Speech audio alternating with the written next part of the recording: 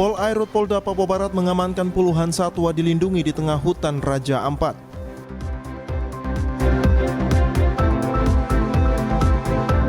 Pemerintah menyiapkan anggaran sebesar 78,7 triliun untuk pembangunan infrastruktur di Papua.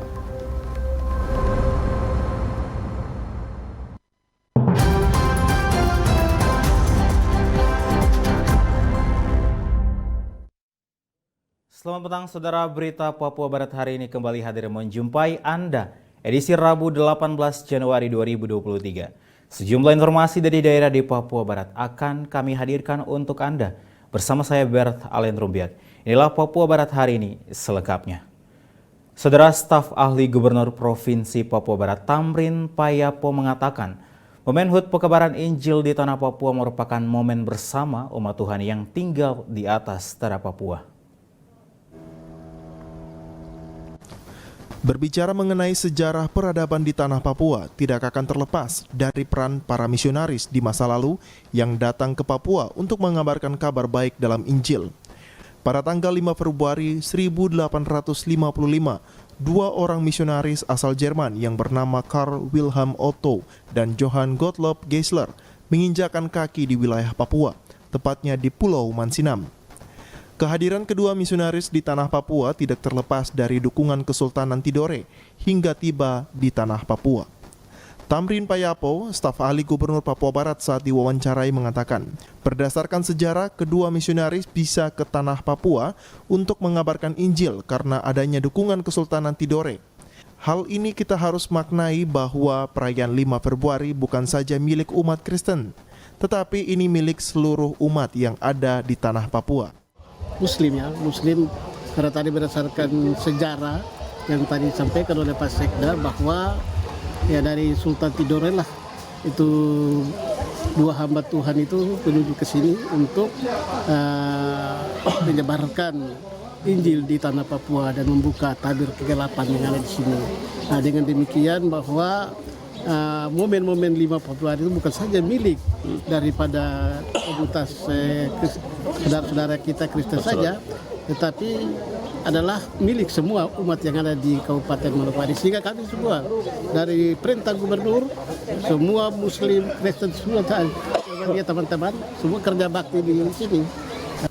Untuk mengenang perjalanan dua misionaris penjabat Gubernur Papua Barat saat memimpin apel gabungan pada Senin 16 Januari 2023, Paulus Waterpau berencana akan memaparkan kepada pemerintah pusat untuk membangun replika kapal yang membawa dua hamba Tuhan dari Tidore hingga ke tanah Papua. Asistensi akan segera datang, kita akan bahas itu. Namun demikian Bapak Ibu sudah sering ya ke Mansinam ya. Tahun lalu mungkin sudah dipersiapkan sedemikian baik. Hari ini dia tetap ke dasar senapan, alias tetap kembali ke nol lagi. Segala sesuatu tentang persiapan itu sudah rusak, sudah tidak layak lagi. Sehingga kemarin kami sudah turunkan tim dari PUPR untuk segera melakukan perbaikan-perbaikan. Mulai dari kondisi taman di sekitar salib, kemudian gereja-gereja, tempat-tempat itu, dan juga Tugu Selamat Datang termasuk yang ada di pantai itu, gereja-gereja. Ya, saya pikir ini catatan bagi kita semua, terutama saudara-saudara. Ada 3 hal yang saya terima dari Bapak Sekda, Pak Bupati termasuk, ya, dengan pimpinan OPD. Pemerintah punya tugas juga ada di situ, tetapi gereja juga mengklaim mereka punya hak mengelola itu. Tapi adat juga mengatakan mereka juga berhak untuk itu. Sehingga ini masalah bagi kita semua. Pemerintah berharap apa yang sudah dibangun di Pulau Mansinam dapat dirawat dan terus dijaga karena memiliki nilai sejarah dan juga dapat menjadi tempat wisata religi bagi masyarakat di tanah Papua, Indonesia dan juga wisatawan dari mancanegara. Jimmy Tabisu, TVRI Papua Barat melaporkan. Saudara, rancangan induk percepatan pembangunan Papua, anggaran yang disiapkan sebesar 78,7 triliun Anggaran tersebut merupakan kolaborasi kementerian lembaga untuk mempercepat pembangunan di tanah Papua. Hal tersebut disampaikan Irene Manibui sebagai perwakilan Badan Pengarah Percepatan Pembangunan Otonomi Khusus Papua dari Provinsi Papua Barat. Saat ditemui di Pulau Mansinam, Ibu Irene Manibui mengatakan, Presiden Joko Widodo telah menetapkan Peraturan Presiden Nomor 121 Tahun 2022 tentang Badan Pengarah Percepatan Pembangunan Otonomi Khusus Papua pada tanggal 21 Oktober 2022 yang diketuai oleh Wakil Presiden Republik Indonesia Ma'ruf Amin. Irene Manibui, perwakilan Badan Pengarah Percepatan Pembangunan Otonomi Khusus Papua dari Provinsi Papua Barat, saat diwawancarai mengatakan, anggaran yang dikelola untuk pembangunan di tanah Papua sebesar 78,7 triliun, selain APBD, dana otsus dan juga APBN, yang turut diberikan untuk membangun tanah Papua.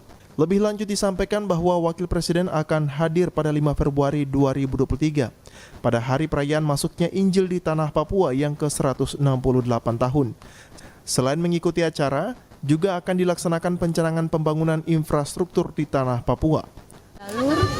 Dan beberapa program Bupati Manokwari, yaitu tentang jembatan itu jembatan Pepera ya, itu semua termasuk dalam program percepatan yang tentu didanai oleh badan, bukan APBN. Jadi masalah anggaran otsus bukan lagi, jadi badan ini itu punya anggaran tersendiri.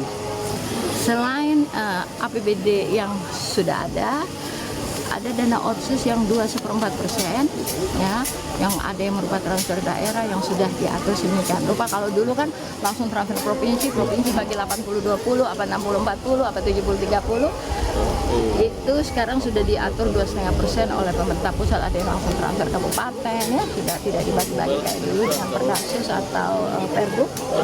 Di badan ini ada anggaran khusus untuk awalnya rencana induk percepatan pembangunan Papua. RIP-nya itu rencananya tuh ada sekitar 78,7 triliun. Sementara itu, Dance Sangkek menambahkan dengan kehadirannya Wakil Presiden yang juga sebagai Ketua Badan Pengarah Percepatan Pembangunan Otonomi Khusus Papua dari Provinsi Papua Barat, diharapkan kehadiran 6 gubernur yang berada di tanah Papua, sehingga arahan dan juga prioritas pembangunan dapat dilaksanakan. BPOKP itu yang penting, itu yang menonjol. Pasti pesan-pesan soal otsus di fase kedua ini yang menjadi pesannya akan beliau sampaikan. Makanya kita harap gubernur semua harus hadir. Itu. Nah, lalu gubernur atau 6 gubernur. Kita berharap begitu toh rencananya. Nah, terus di sini juga tidak fokus di 5 Februari saja. 3-4 kita sudah mulai ramai di sini. Ada paduan, ada sabda dan nada gitu. Mari kita sepakat apakah di sini, apakah di Berasi, berapa hari begitu. Belum putus tapi kita sudah rencanakan. Beberapa pembangunan yang akan dicanangkan di tahun 2023 menurut Irene Manibui, pembangunan rumah sakit bertaraf internasional, pembangunan wisata religi, dan juga pembangunan infrastruktur seperti jalan, jembatan, dan juga lapangan terbang di beberapa daerah yang ada di tanah Papua. Jimmy Tabisu, TVRI Papua Barat melaporkan. Kita beralih ke informasi lain, pemirsa. Puluhan satwa dilindungi berhasil diamankan oleh Direktorat Polairut Polda Papua Barat. Puluhan satwa dilindungi ini berhasil diamankan dari lokasi persembunyian yang diduga sengaja disembunyikan di tengah hutan di wilayah Sulawesi Tengah, Kabupaten Raja Ampat, Papua Barat Daya. Inilah puluhan satwa dilindungi, burung dan biawak yang berhasil diamankan oleh tim Direktorat Polairut Polda Papua Barat dari lokasi persembunyian yang sengaja disembunyikan oleh salah satu oknum di lokasi tengah hutan di Sulawesi Tengah, Kabupaten Raja Ampat, Papua Barat Daya. Puluhan satwa ini diduga akan diperjualbelikan ke pasar gelap di wilayah Pulau Jawa. Dari hasil pemeriksaan, sudah 1 bulan lebih burung-burung ini disembunyikan di tengah hutan untuk menghindari dari pengejaran petugas. Namun, tim Direktorat Polairut Polda Papua Barat dengan sigap melakukan penyergapan ke lokasi persembunyian yang berada di lokasi tengah hutan. Kepala Direktorat Polairut Polda Papua Barat Kombes Pol Budi Utomo mengatakan pihaknya berhasil mengamankan puluhan satwa dilindungi dan menangkap 2 orang berinisial J dan R yang diketahui bertugas sebagai penjaga. Lokasi penangkapan di wilayah Kampung Saprau, Distrik Salawati Tengah, Kabupaten Raja Ampat. Kedua pelaku ini akan dijerat dengan Undang-Undang Nomor 5 Tahun 1990 tentang konservasi dan sumber daya alam, hayati dan ekosistem, dengan ancaman pidana 5 tahun penjara. Satu aktor utama yang diduga menjadi penggerak masih dilakukan pengejaran oleh tim Gakum Pol Airut Polda Papua Barat. Upaya membongkar sindikat penyelundupan satwa dilindungi di Papua akan terus dilakukan oleh Pol Airut Polda Papua Barat. Berhasil kita amankan penampung satwa burung yang dilindungi. Tepatnya adalah TKP-nya adalah di Kampung Pulau Suprem, Distrik Salawati Tengah, Kabupaten Raja Ampat. Kabupaten Raja Ampat. Di TKP-nya adalah di tengah hutan, teman-teman. Burung-burung ini disimpan di sana. Kami berhasil mengamankan 2 orang masyarakat yang tugasnya memelihara burung. Memelihara burung atas perintah seseorang yang masih kita jalani keterlibatannya. Barang bukti yang kita amankan 94 ekor burung berbagai jenis. Ada kakak tua jambul merah 27 ekor, kemudian kakak tua jambul kuning sebanyak 28 ekor, kakak tua raja sebanyak 9 ekor, bayam hijau 14 ekor, bayam merah 14 ekor. Sementara itu, Kepala BBKSDA Papua Barat Joni Santoso menyampaikan apresiasinya kepada pihak Direktorat Pol Airut Polda Papua Barat yang tak henti-hentinya terus melakukan penangkapan terhadap tindakan upaya untuk melakukan penyelundupan satwa dilindungi untuk diperdagangkan. Langkah selanjutnya kami akan melakukan proses habituasi terhadap satwa-satwa ini. Mungkin saya khawatir masih ada yang dilihat dulu ini sehat atau tidak. Kebetulan Pak Budi bersama kita, sebetulnya ada satu dokter hewan yang ikut kami. Secara bertahap mengembalikan jiwa liarnya, Pak Tebi. Jadi kalau tidak dikembalikan jiwa liarnya, pada saat dilepasliarkan liar, takutnya itu nanti tidak survive ya. Upaya pencegahan seperti ini harus terus dilakukan. Jika kendor, maka satwa-satwa endemik di Papua akan keluar dan masuk bebas di pasar gelap untuk diperdagangkan dengan harga jual yang tinggi. Untuk memutus mata rantai peredaran perdagangan satwa dilindungi, harus menangkap aktor utama. Jika tidak, maka akan muncul lagi pemain-pemain baru dalam perdagangan satwa dilindungi di Papua. Dari Sorong, Michael Jasman, TVRI Papua Barat melaporkan. Satuan Lalu Lintas Polresta Manokwari kembali menggelar peningkatan disiplin berlalu lintas di jalan raya dengan sasaran pelanggaran kasat mata seperti tidak menggunakan helm dan tanda nomor kendaraan bermotor atau TNKB. Kapolresta Manokwari melalui Kasat Lantas Ibtu Suban Ohoimas mengatakan pelaksanaan kembali kegiatan penindakan secara manual atau tilang yang dilakukan dalam minggu ini merupakan perintah langsung dari Dirlantas Polda Papua Barat guna kembali menciptakan situasi Kamsel Tipcar Lantas yang aman di lapangan. Suban mengatakan sejak kemarin sedikitnya ada 10 kendaraan sepeda motor yang berhasil ditilang dan 1 kendaraan roda 4 tidak mampu menunjukkan surat-surat kelengkapan berkendara. Dominan masalah pelanggaran mulai dari tidak menggunakan helm dan tidak menggunakan TNKB.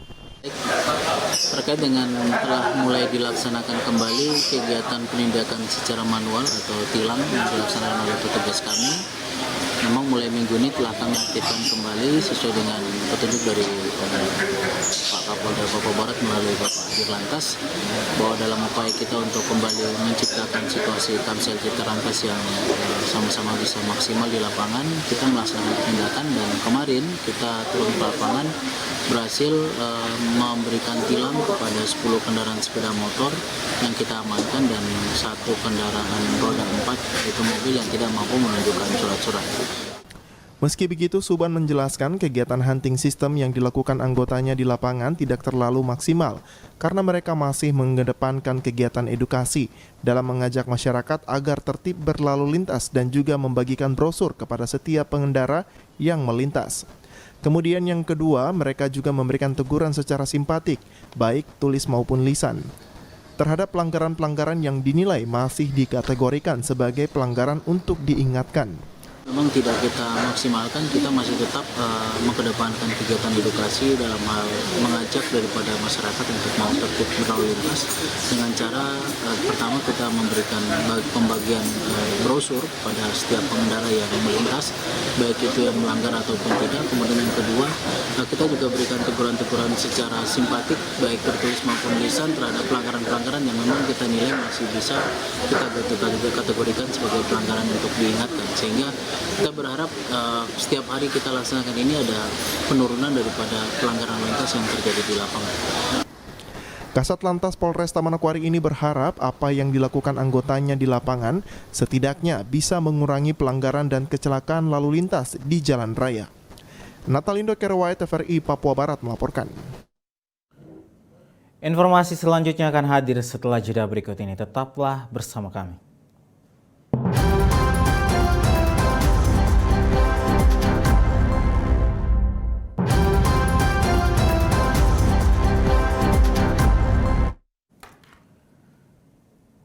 Terima kasih Anda masih bersama kami. Saudara, ruas Jalan Sarina sepanjang 770 meter akhirnya dapat diaspal setelah sebelumnya jalan tersebut mengalami kerusakan di beberapa titik dan sulit dilalui oleh beberapa kendaraan. Anggota DPRD Kabupaten Manokwari Johani Makatita yang ditemui TVRI Papua Barat mengatakan ruas Jalan Sarina khususnya di RT 2 RW 3 Kelurahan Manokwari Timur terakhir peningkatan jalan di kompleks ini pada zaman pemerintahan Bupati Maidepa kurang lebih sekitar 30 tahun lalu. Diakuinya ada beberapa jalan di sini sudah mengalami kerusakan yang cukup parah. Sehingga yang dibenahi tahun ini yang masuk dalam anggaran APBD Kabupaten Manokwari tahun 2022 sepanjang 770 meter. Dan ini merupakan aspirasi masyarakat sekitar yang diperjuangkan dirinya selaku anggota DPRD Kabupaten Manokwari. Khusus untuk jalanan Sarina, khusus untuk RT 2 RW 3 Kelurahan Manokwari Timur, terakhir peningkatan jalan di kompleks ini itu pada zaman pemerintahan Bupati Maidepa. Itu sudah lama sekali ya, kurang lebih sekitar 30 tahun yang lalu. Dan ada beberapa ruas jalan di sini yang memang sudah rusak parah ya. Jadi yang kami benari ini yang masuk di anggaran APBD Kabupaten Manokwari tahun 2022 ini memang kami lihat yang benar-benar sudah rusak ya, yang kondisinya memang sudah tidak memungkinkan untuk warga bolak-balik ditambal secara swadaya oleh warga, tetapi rusak lagi. Sehingga saya berinisiatif untuk memperjuangkan ini. Jadi kalau mau dibilang sudah lama ya sudah cukup lama memang sudah. Johani menyebutkan tentunya perbaikan ruas jalan khususnya bagi mereka yang ada di DPRD Kabupaten Manokwari difokuskan pada jalan-jalan yang ada di Manokwari. Salah satunya yang ada di Sarina. Selain itu ada juga pengerjaan jalan lingkungan, namun dalam bentuk pengecoran di Kompleks Reremi KPR. Jalan-jalan lingkungan tentunya kalau kita melakukan perbaikan ruas jalan, kita untuk yang ada di DPRD tentu yang kita perjuangkan ini memang yang ada jalan-jalan lingkungan yang memang ada di wilayah Kabupaten Manokwari gitu. Nah ini salah satunya. Kemudian ada juga jalan-jalan lingkungan ya, tetapi mungkin tidak berbentuk pengaspalan tetapi jalan cor gitu. Itu untuk masuk mengakses mobilitas masyarakat di lingkungan-lingkungan ya. Anggaran peningkatan ruas jalan Sarina sendiri bersumber dari anggaran APBD Perubahan Kabupaten Manokwari dan masuk dalam Musrembang Kelurahan Manokwari Timur pada tahun 2022 kemarin. Natalindo Kerewai, TVRI Papua Barat melaporkan. Saudara, metode pendaftaran tanah sistematis lengkap yang diinovasikan pemerintah melalui Badan Pertahanan Nasional, khususnya di Kabupaten Manokwari telah terrealisasi 100% di tahun 2022. Di tahun 2022 lalu, Kabupaten Manokwari melalui Badan Pertanahan Nasional mendapat sertifikat hak pakai tanah sebanyak 624 yang difokuskan di Kampung Hing, Distrik Warmare. Program yang bertujuan memberikan kepastian kepemilikan hak atas tanah di Kabupaten Manokwari telah dilakukan 100%. Kepala Badan Pertanahan Manokwari Rabu siang di ruang kerjanya menjelaskan, sertifikat bidang tanah yang diberikan telah diserahkan secara simbolis pada Desember 2022 kemarin dan seluruh pemilik sertifikat juga telah mendapatkannya sehingga telah mencapai 100%. PSL yang ada di Kabupaten ada di Kampung King, itu SHT-nya sebanyak 624 bidang. PPT-nya 186 bidang. Jadi tahun 2022 kita selesaikan 100%. Posisi sertifikatnya kita sudah serahkan secara simbolis kemarin di kantor Polda. Kemarin yang datang ya, kebetulan kami waktu pas penyerahan itu ada dinas ke Jakarta yang menyerahkan kemarin itu dari Kanwil Singapura. Lebih lanjut disampaikan bahwa untuk tahun 2023 ini melalui metode PTSL sebanyak 498 bidang di Kampung Guintui, sedangkan layanan pembuatan sertifikat baik pembuatan baru, balik nama, serta pembuatan sertifikat baru akibat hilang, Badan Pertanahan hingga 2022 telah mengeluarkan sebanyak 10.000 lebih sertifikat tanah. Arina Iriana, TVRI Papua Barat melaporkan.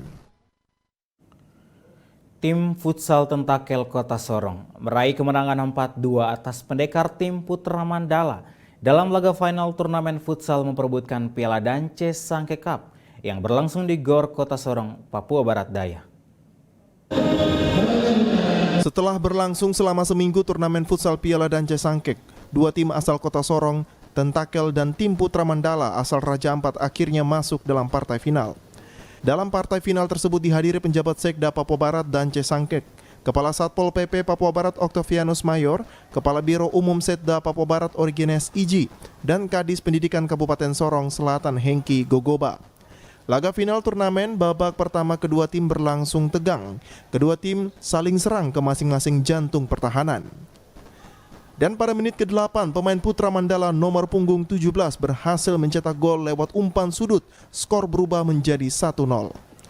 Selang beberapa menit, tim Putra Mandala kembali melakukan penyerangan sehingga gol kedua tercipta. Kedudukan berubah menjadi 2-0 untuk Putra Mandala. 17 menit terakhir, tim futsal Tentakel tak mau ketinggalan. Kembali menyerang ke jantung pertahanan Putra Mandala. Berhasil mencetak gol, kedudukan berubah menjadi 2-1. Babak kedua, tim Tentakel mulai bermain cepat dengan umpan pendek. Gol pun tercipta kembali lewat tendangan keras nomor punggung 15. Skor berubah 2-2. Sangkek berharap dengan digelarnya turnamen futsal ini bisa melahirkan bibit-bibit pemain futsal yang profesional untuk mengharumkan nama baik daerah, karena Papua dikenal melalui olahraga. Sekarang bagaimana kita untuk memperhatikan mereka?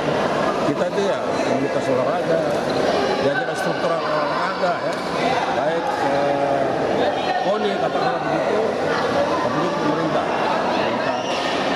ini pemerintah kota, pemerintah kabupaten, pemerintah provinsi, dan juga pemerintah pusat. Kita harus beri perhatian sungguh terhadap potensi seperti ini. Bayangkan ini bukan event kejuaraan yang secara jadwal atau musim atau yang sudah ditentukan secara nasional dalam agenda kerja KONI ya. Spontanitas mereka lakukan. Bibit-bibit talenta kita dapati lah. Begitu masuk dalam event yang struktural misalnya, event yang sudah ditetapkan, kita tidak sulit mencari. Di akhir laga final turnamen futsal Piala Dance Sangkek dilanjutkan dengan penyerahan hadiah bagi striker terbaik berupa uang senilai 1 juta, top skor senilai 1.500.000, kiper terbaik dengan uang senilai 1 juta rupiah. Dari Sorong, Papua Barat Daya, Michael Jasman, TVRI Papua Barat melaporkan. Informasi tadi sekaligus menutup jumpa kita pada Papua Barat hari ini, edisi Rabu 18 Januari 2023. Mewakili seluruh kerabat kerja yang bertugas, saya Bertalan Rumbiak pamit undur diri dari hadapan Anda. Terima kasih atas kebersamaannya dan sampai jumpa.